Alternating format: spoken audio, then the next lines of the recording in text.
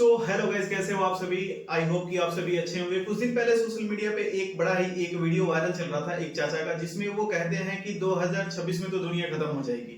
आज ये बात हम इसलिए कर रहे हैं क्योंकि 3 जनवरी 2026 को एक खबर आती है कि अमेरिका ने वेनेजुएला की राजधानी काराकस पे सैन्य कार्रवाई की है। अमेरिका इस बात की भी पुष्टि करता है कि वहां के जो राष्ट्रपति हैं निकोलस मादुरो, वेनेजुएला के राष्ट्रपति, उनको भी गिरफ्तार करके अमेरिका ले गया है। लेकिन ये सारी चीजें क्यों हो रही है, आइए हम इसको संक्षेप में समझने का थोड़ा प्रयास करते हैं। जैसा कि आप सभी को पता है कि दुनिया का सबसे ज्यादा तेल का जो भंडार है वो वेनेजुएला के पास है। तो इसकी शुरुआत होती है साल 1999 के फरवरी में, जब हुगो चावेज वेनेजुएला के राष्ट्रपति बनते हैं। चावेज राष्ट्रपति बनने के साथ ही जो पहला काम उनका होता है, पहला काम वो ये करते हैं कि वहां पे तेल उद्योग जो है, तेल उद्योगों का नेशनलाइजेशन करते हैं, यानी राष्ट्रीयकरण कर देते हैं। नेशनलाइजेशन करने के बाद जो वेनेजुएला में अमेरिकी कंपनियां थी उनको करोड़ों अरबों में भारी का नुकसान होता है। यही वो पहला मौका था जब अमेरिका और वेनेजुएला के बीच दुश्मनी की नींव पड़ती है। दिसंबर 2014 में अमेरिकी राष्ट्रपति बराक ओबामा द्वारा एक एक्ट पारित किया जाता है जिसका नाम होता है Venezuela defence of human rights and civil society act 2014।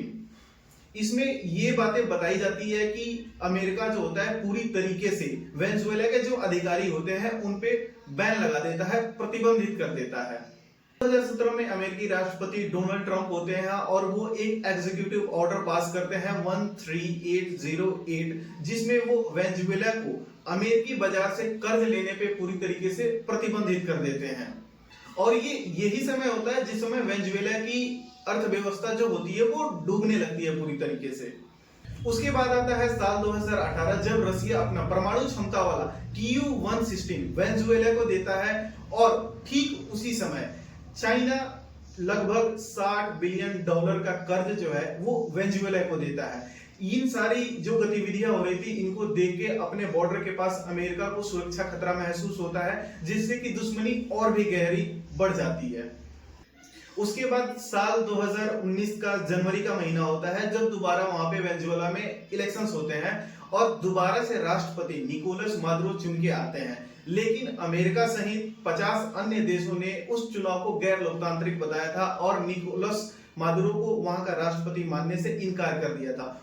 साल 2019 में ही, ठीक उसी साल में जिस साल चुनाव हुए थे, उसी साल में अमेरिका क्या करता है कि अपने यहाँ जो वेनेजुएला की जितनी कंपनियां होती है, तेल शोधक कारखाने जो भी लगे होते हैं, उनकी सारी संपत्तियों को वो फ्रीज कर देता है, वहां पे सील कर देता है।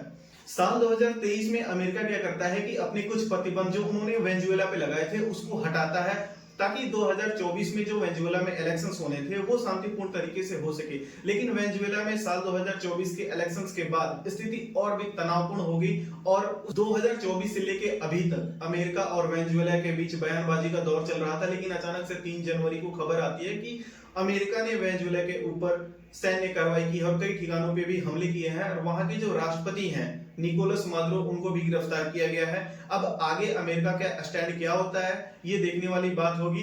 तब तक के लिए, अभी के लिए फिलहाल इतना ही। फिर मिलते हैं आपसे कल किसी नए टॉपिक पे, और नए टॉपिक पे हम बात करेंगे। अभी के लिए आप अपना ध्यान रखें। Okay, bye.